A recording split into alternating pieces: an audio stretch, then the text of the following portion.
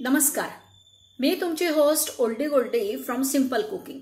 आजची आपली रेसिपी आहे उत्तर कर्नाटकातली रेसिपी आहे झुणकाडा वडी। झुणकाडा वडी म्हणजे काय, तर आपण जी बेसन वडी बनवतो महाराष्ट्रीयन लोक त्याला आपण पिठलं वडी म्हणतो तीच, फक्त त्यांची स्टाईल थोडीशी वेगळी आहे। तर चला मग आपण साहित्यही पाहूया आणि झुणकाडा वडी आज आपण करून पाहू। आपण थोडं सामान वेगळं टाकतो, ते वेगळं टाकतात, त्यांनी चव वेगळी येते। तर चला आपण किचन मध्ये जाऊया। आता यासाठी तर सगळ्यात पहिले आपल्याला बेसनच लागणार आहे, त्यामुळे हे 1 वाटी बेसन मी घेतलंय।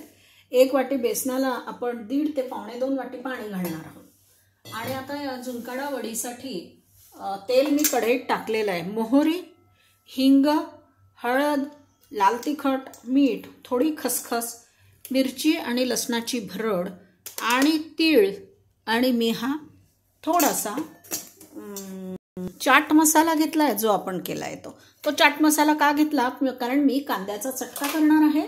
हा कांदा मी असा लंबा लंबा चिरून घेतलाय, हा कांद्याचा चटका आपण करणार आहोत। मग आता बघा, मोहरी, हिंग, हळद, मीठ, लाल तिखट, खसखस, मिरची आणि लसणाचा चटका, तीळ आणि हे चाट मसाला, आणि ही आपण थोडीशी कढीपत्त्याची पानं पण यामध्ये टाकणार आहोत। तर आता काय करायचंय की कढईमध्ये फोडणी दिल्यानंतर लागलीच ते पीठ टाकावं लागतं। मग मी आता हे घेतलंय 1 वाटी पीठ, 1 वाटी बेसन घेतलं आहे। आधी आपण त्यामध्ये 1 वाटी पाणी घालूया।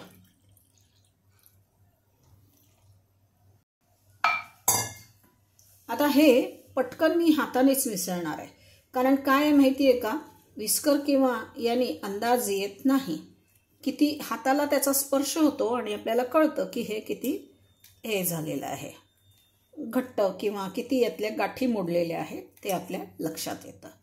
तर आता हे मी असं छानपैकी मळून घेतलं। यामध्ये आत्ता काय टाकायचं आहे ते पण मी तुम्हाला सांगते। हे सगळं झालं,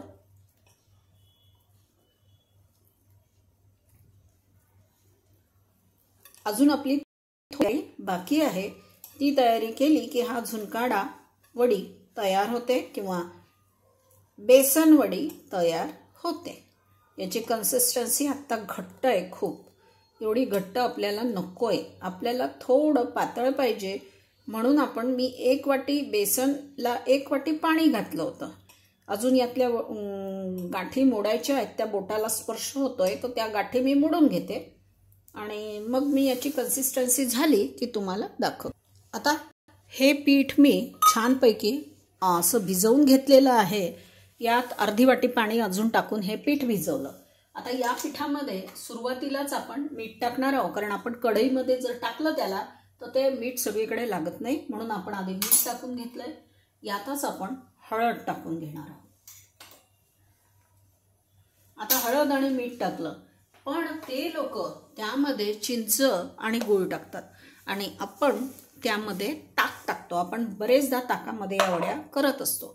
तर आता आपण नॉर्थ कर्नाटकी पद्धतीने करणार आहोत, म्हणून मी यामध्ये हे चिंच आणि गूळ जे आहे हे टाकलं, कारण आपल्याला त्यांच्या चवीची वडी लागायला हवी। आपण नवीन काहीतरी शिकतोय म्हणजे करतोय म्हणून। आता हे जे मी मिश्रण केलं होतं, या मिश्रणाला मी व्यवस्थित आता मिळवून घेते। म्हणजे आता याच्याकडे पीठ, या मिश्रणामध्ये मीठ, हळद आणि चिंचगूळ माझं सगळं व्यवस्थित मिक्स झालं। कारण एकदा काय आहे, आपण फोडणीमध्ये टाकलं की आपल्याला अजिबात उसंत घेता येणार नाही, आणि तेवढ्यासाठीच मी हे सगळी तयारी करून घेतलेली आहे।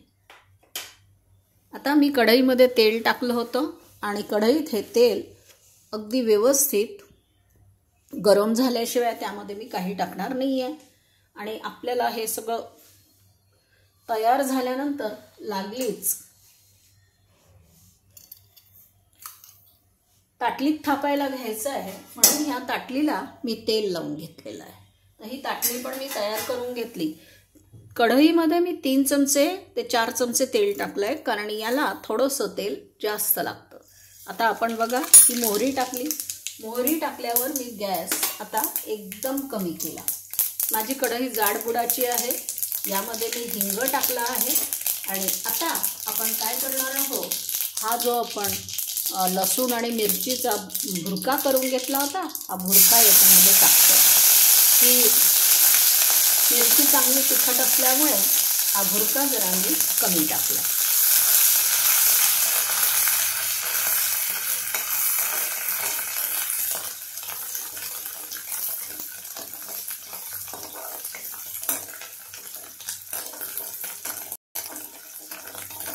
हा छान मी परतून घेतला आहे। याच्यामध्ये मी थोडंसं आता हा सुकलेला माझ्याकडचा कढीपत्ता टाकला आहे। आणि आता आपण काय करतोय, हे यामध्ये टाकतोय।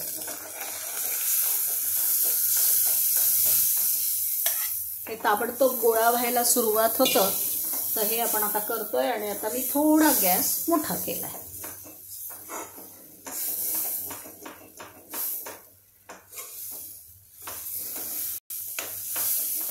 म्हणूनच जाडबुडाची कढई घ्यायची की ते खाली लागू नये। हे साईड साईडनी हे लागायला सुरुवात झाली आहे। आता थोडासा गॅस वाढवलाय, आता हे आळत येत आहे। आता हे याचा घट्ट गोळा झाला की मग मी तुम्हाला दाखवते। हे आपलं अगदी व्यवस्थित घट्ट झालेलं आहे, पण याच्यावर आपल्याला थोडंसं 2-3 मिनिटं झाकण ठेवावं लागेल।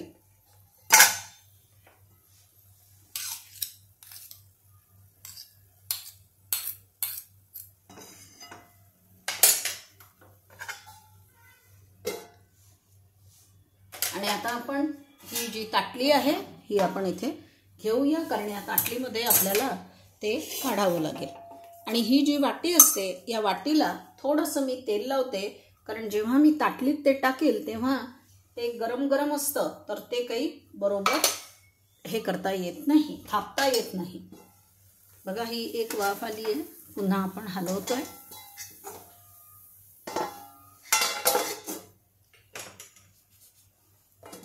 अजून थोडीशी वाफ त्याला येऊ देऊया आणि मग आपण या ताटलीमध्ये त्याला टाकूया।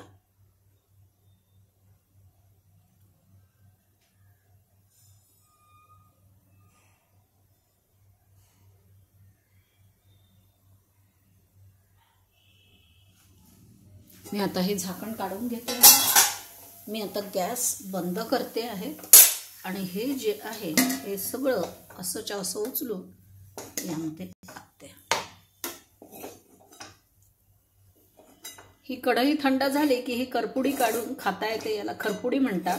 ही खूप छान लागते, नंतर ही आपल्याला काढता येते।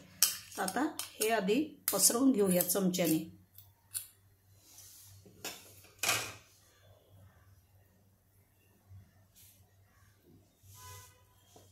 चमच्याला तेल लावते।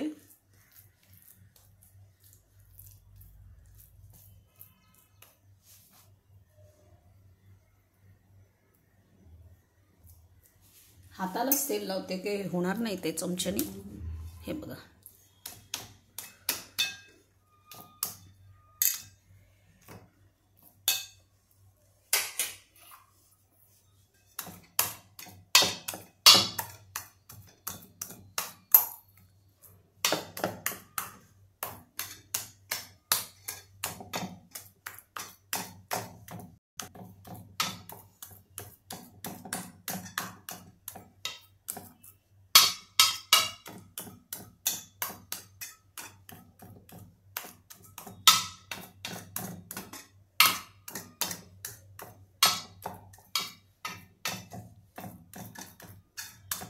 आता याच्यावरती आपल्याला तिथे खसखस टाकायची पद्धत आहे, तर ही थोडी खसखस या सगळ्या याच्यावर मी टाकत आहे। ही खसखस टाकली, त्यानंतर तीळ टाकायची पद्धत आहे, त्यामुळे हे तीळ पण टाकते।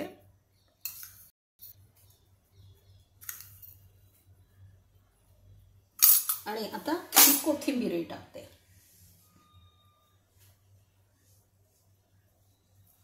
आणि ओलं खोबरं तर त्यांना पाहिजेच।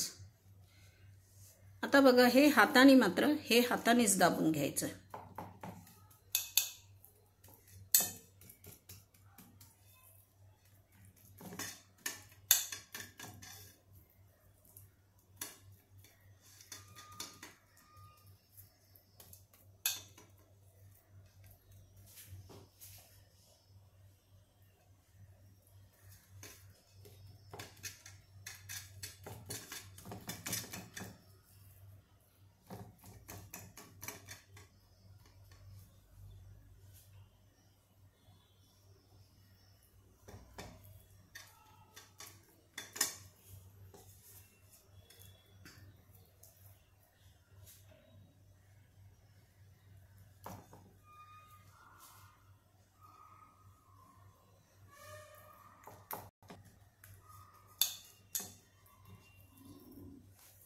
मी हाताने तर दाबलं एकदा, मी वाटेने पण दाबते.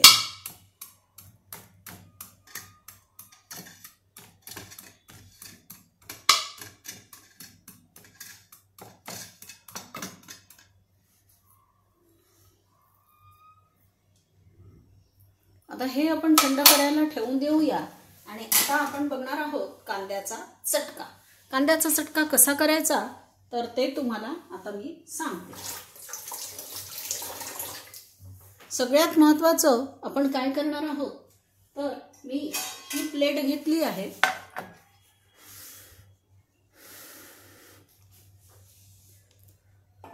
या प्लेटमध्ये हा कांदा मी असा लंबा लंबा आणि उभा चिरून घेतला होता.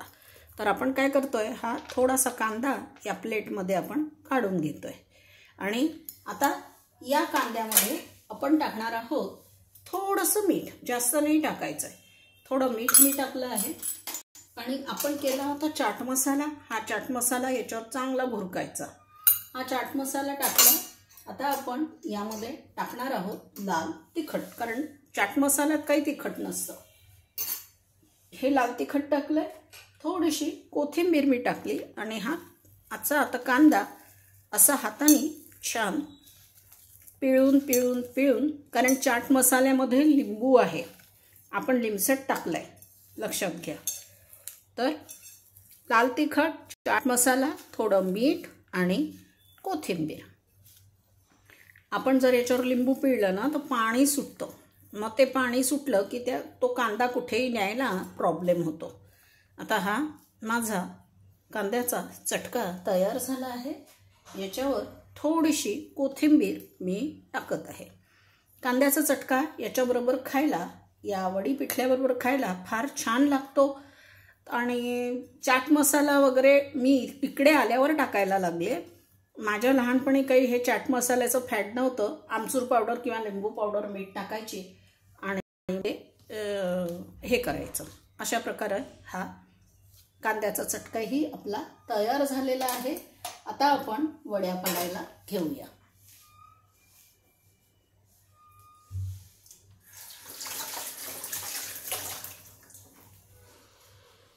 वड्या पाडण्यासाठी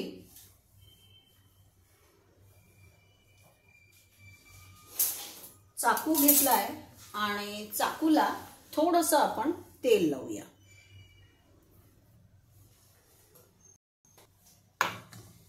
फक्त आता मी वडी पाडून घेणार आहे, ती थंड झाल्यावरच निघेल.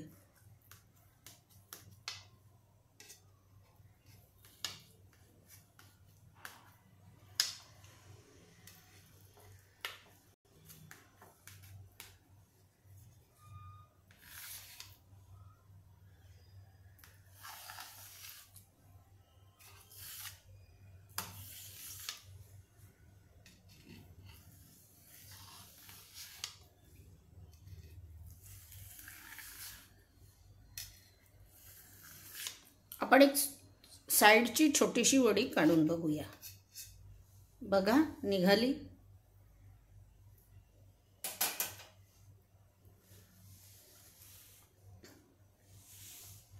तर आता काय करायचंय आपल्याला, आता आपली प्लेट सजवायची. बस संपलंच, आपलं सगळं झालं आहे.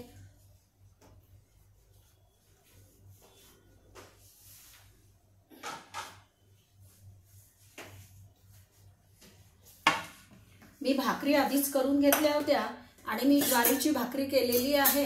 तर ती ज्वारीची भाकरी आधी मी ठेवत आहे त्याच्यामध्ये.